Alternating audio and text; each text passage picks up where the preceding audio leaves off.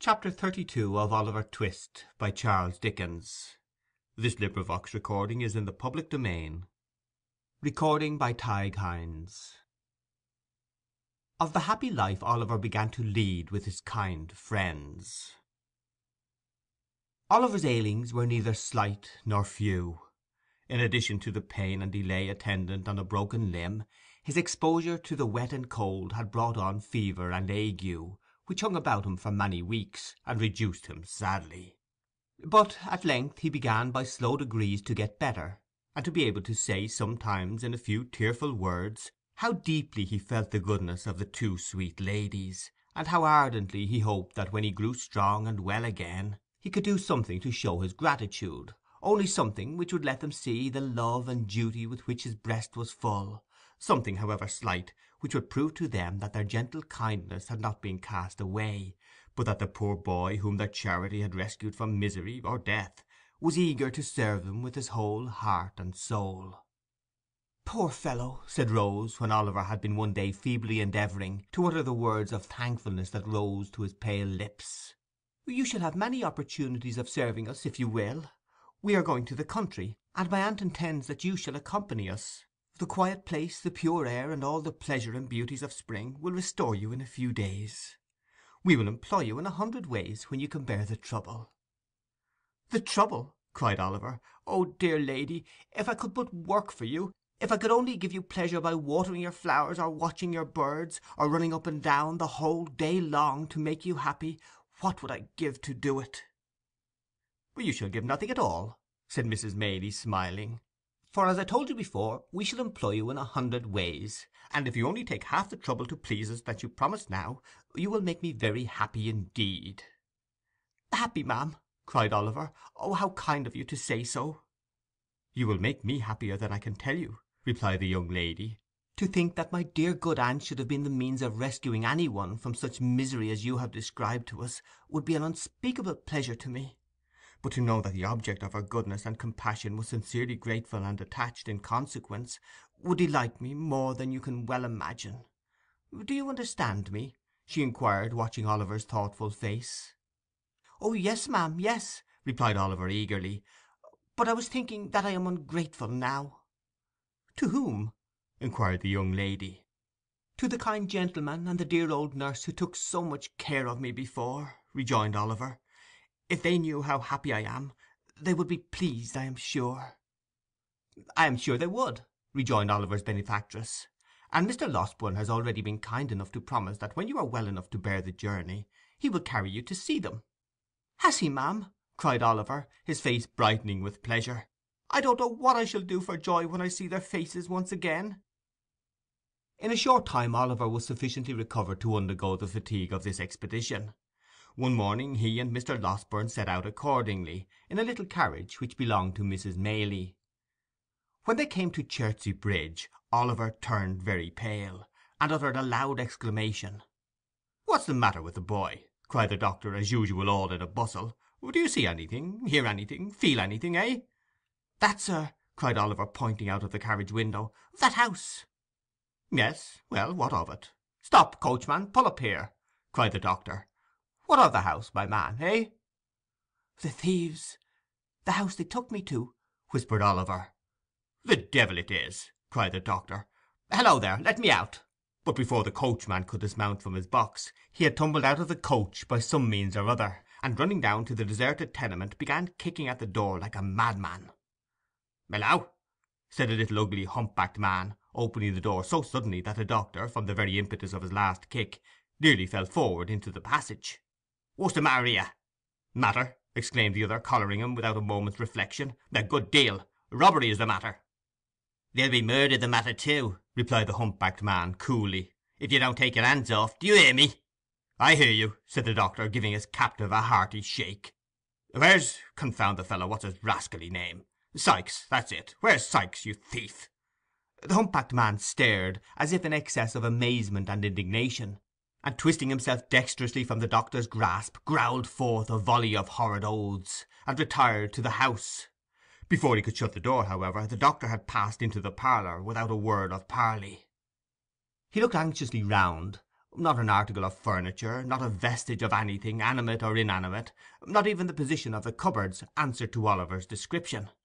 "Now," said the humpbacked man, who had watched him keenly, "what do you mean by coming into my house in this violent way? Do you want to rob me or to murder me? Which is it? Did you ever know a man come out to do either in a chariot and pair, you ridiculous old vampire?" said the irritable doctor. "What do you want, then?" demanded the hunchback. "Will you take yourself off before I do you a mischief, curse you?" "As soon as I think proper," said Mr. Losberne, looking into the other parlour, which, like the first, bore no resemblance whatever to Oliver's account of it. "I shall find you out some day, my friend." "Will you?" sneered the ill-favoured cripple.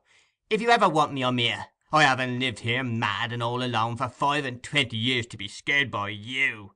You shall pay for this, you shall pay for this." And so saying, the misshapen little demon set up a yell, and danced upon the ground as if wild with rage.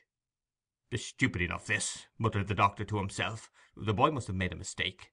Here, put that in your pocket, and shut yourself up again."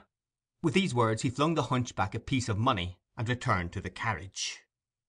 The man followed to the chariot door, uttering the wildest imprecations and curses all the way; but as Mr. Losberne turned to speak to the driver, he looked into the carriage, and eyed Oliver for an instant with a glance so sharp and fierce, and at the same time so furious and vindictive, that, waking or sleeping, he could not forget it for months afterwards. He continued to utter the most fearful imprecations until the driver had resumed his seat, and when they were once more on the way they could see him some distance behind, beating his feet upon the ground, and tearing his hair, in transports of real or pretended rage. "I am an ass," said the doctor, after a long silence. "Did you know that before, Oliver?" "No, sir." "Then don't forget it another time." "An ass," said the doctor again, after a further silence of some minutes. "Even if it had been the right place, and the right fellows had been there, what could I have done single-handed? And if I had had assistance, I see no good that I should have done, except leading to my own exposure, and an unavoidable statement of the manner in which I have hushed up this business. That would have served me right, though. I am always involving myself in some scrape or other by acting on impulse. It might have done me good."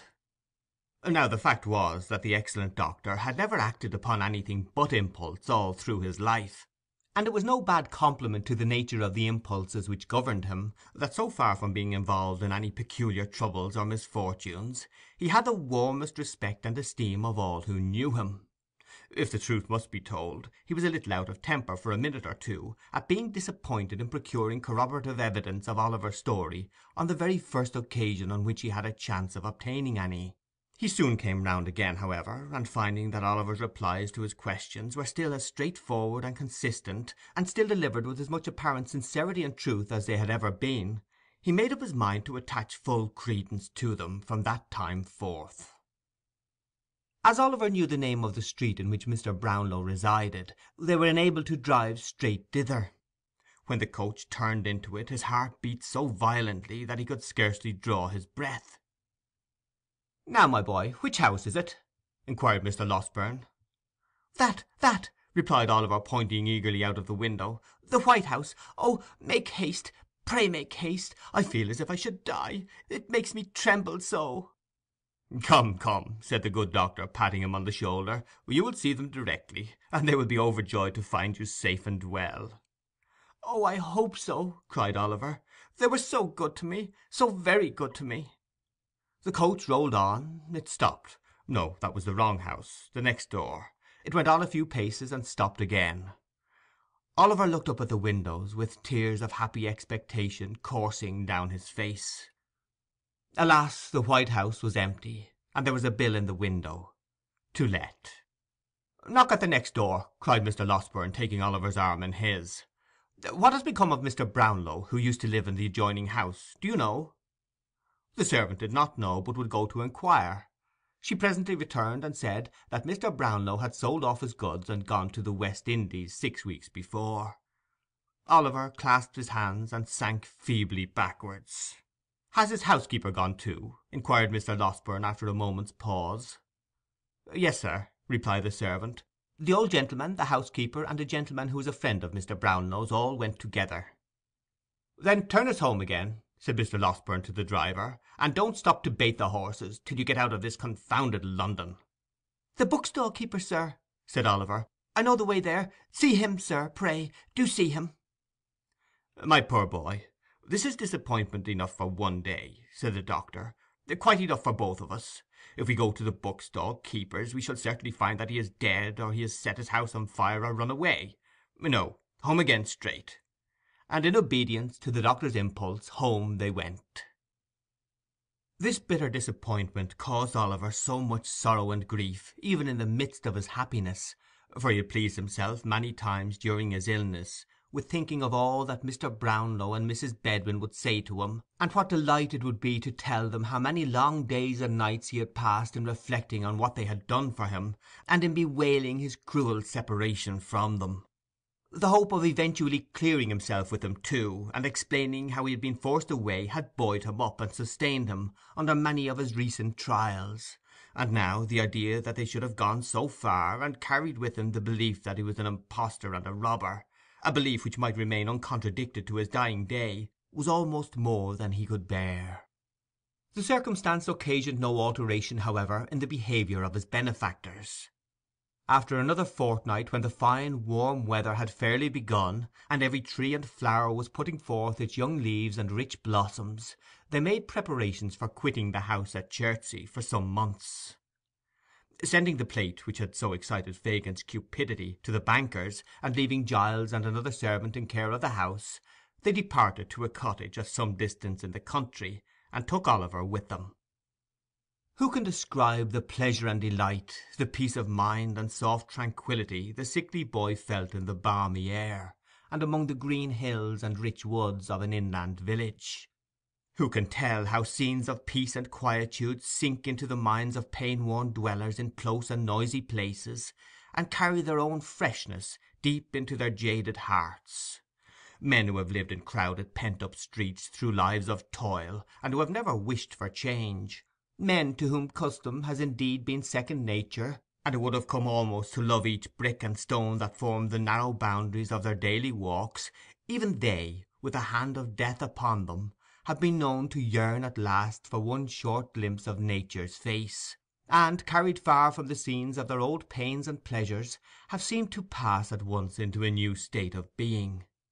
Crawling forth from day to day to some green, sunny spot, they have had such memories wakened up in them by the sight of the sky and hill and plain and glistening water, that a foretaste of heaven itself had soothed their quick decline, and they have sunk into their tombs as peacefully as the sun whose setting they watched from their lonely chamber window but a few hours before, faded from their dim and feeble sight.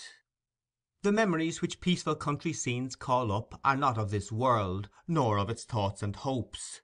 Their gentle influence may teach us how to weave fresh garlands for the graves of those we loved, may purify our thoughts, and bear down before it old enmity and hatred, but beneath all this there lingers in the least reflective mind a vague and half-formed consciousness of having held such feelings long before, in some remote and distant time, which calls up solemn thoughts of distant times to come, and bends down pride and worldliness beneath it.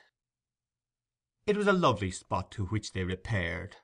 Oliver, whose days had been spent among squalid crowds, and in the midst of noise and brawling, seemed to enter on a new existence there. The rose and honeysuckle clung to the cottage walls, the ivy crept round the trunks of the trees, and the garden flowers perfumed the air with delicious odours. Hard by was a little churchyard, not crowded with tall unsightly gravestones, but full of humble mounds, covered with fresh turf and moss, beneath which the old people of the village lay at rest. Oliver had wandered here, and, thinking of the wretched grave in which his mother lay, would sometimes sit him down and sob unseen; but when he raised his eyes to the deep sky overhead, he would cease to think of her as lying in the ground, and would weep for her, sadly, but without pain. It was a happy time.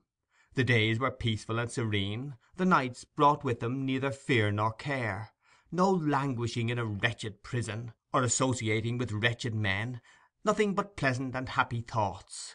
Every morning he went to a white-haired old gentleman, who lived near the little church, who taught him to read better and to write, and who spoke so kindly and took such pains, that Oliver could never try enough to please him. Then he would walk with Mrs. Maylie and Rose, and hear them talk of books, or perhaps sit near them in some shady place, and listen while the young lady read, which he could have done until it grew too dark to see the letters.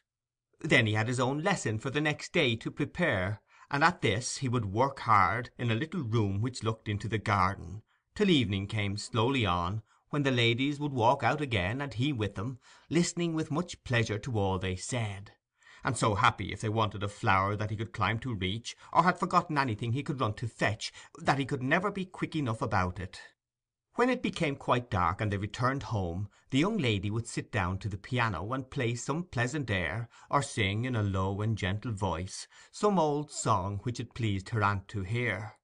There would be no candles lighted at such times as these, and Oliver would sit by one of the windows listening to the sweet music in a perfect rapture. And when Sunday came, how different the day was spent from any way in which he had ever spent it yet, and how happily too, like all the other days in that most happy time. There was the little church in the morning, with the green leaves fluttering at the windows, the birds singing without, and the sweet-smelling air stealing in at the low porch and filling the homely building with its fragrance. The poor people were so neat and clean, and knelt so reverently in prayer, that it seemed a pleasure, not a tedious duty, their assembling there together. And though the singing might be rude, it was real, and sounded more musical, to Oliver's ears at least, than any he had ever heard in church before. Then there were the walks as usual, and many calls at the clean houses of the labouring men, and at night Oliver read a chapter or two from the Bible, which he had been studying all the week, and in the performance of which duty he felt more proud and pleased than if he had been the clergyman himself. In the morning Oliver would be afoot by 6 o'clock, roaming the fields and plundering the hedges far and wide for nosegays of wild flowers, with which he would return laden home, and which it took great care and consideration to arrange to the best advantage for the embellishment of the breakfast table. There was fresh groundsel, too, for Miss Maylie's birds, with which Oliver, who had been studying the subject under the able tuition of the village clerk, would decorate the cages in the most approved taste. When the birds were all made spruce and smart for the day, there was usually some little commission of charity to execute in the village, or, failing that, there was rare cricket playing sometimes on the green, or, failing that, there was always something to do in the garden, or about the plants, to which Oliver, who had studied this science also under the same master who was a gardener by trade, applied himself with hearty good will, until Miss Rose made her appearance, when there were 1,000 commendations to be bestowed on all he had done. So 3 months glided away, 3 months which, in the life of the most blessed and favoured of mortals, might have been unmingled happiness, and which in Oliver's were true felicity. With the purest and most amiable generosity on one side, and the truest, warmest, soul-felt gratitude on the other, it is no wonder that, by the end of that short time, Oliver Twist had become completely domesticated with the old lady and her niece, and that the fervent attachment of his young and sensitive heart was repaid by their pride in and attachment to himself. Chapter 32